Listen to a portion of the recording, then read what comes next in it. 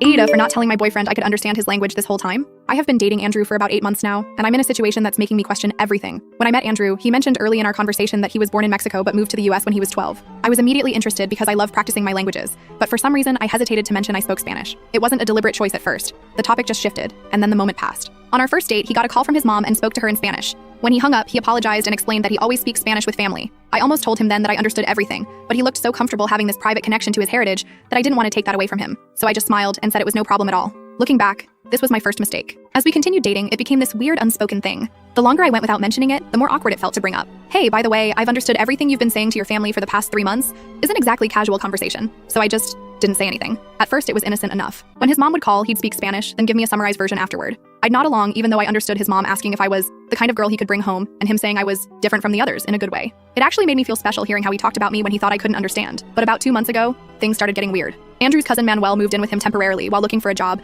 and suddenly I was hearing a lot more Spanish conversations, and they weren't always flattering. One night while I was making dinner in Andrew's kitchen, I overheard him and Manuel talking in the living room. Manuel asked when Andrew was going to get serious about finding a real partner instead of wasting time with white girls who don't understand our culture. Andrew didn't defend me. Instead, he said something like, "It's not serious with Gianna. She's fun for now, but obviously I'll end up with someone my parents approve of eventually." I nearly dropped the spatula I was holding. We had talked about meeting each other's parents just the week before. He'd told me in English he was excited for me to meet his family. The disconnect between his English persona and Spanish persona was jarring. After that, I started paying closer attention. When his sister visited and asked in Spanish if I was as boring in bed as I looked, Andrew laughed and said, "Definitely not, but I'll tell you about it later." When his mom called and asked if I was still too skinny, he agreed and said he was working on getting me to eat more. The final straw came last weekend. We were at a restaurant with Manuel and Andrew's friend Diego. While I was in the bathroom, apparently Diego asked if Andrew was planning to bring me to his cousin's wedding next month. When I returned to the table, Andrew and his friend switched from Spanish to English so smoothly I wouldn't have noticed if I hadn't caught the tail end of Andrew's response. "She's just a placeholder until I move back home. My parents would disown me if I brought home someone who doesn't speak Spanish and doesn't understand our traditions." For 8 months, I'd been falling in love with someone who saw me as temporary, as less than, as a placeholder.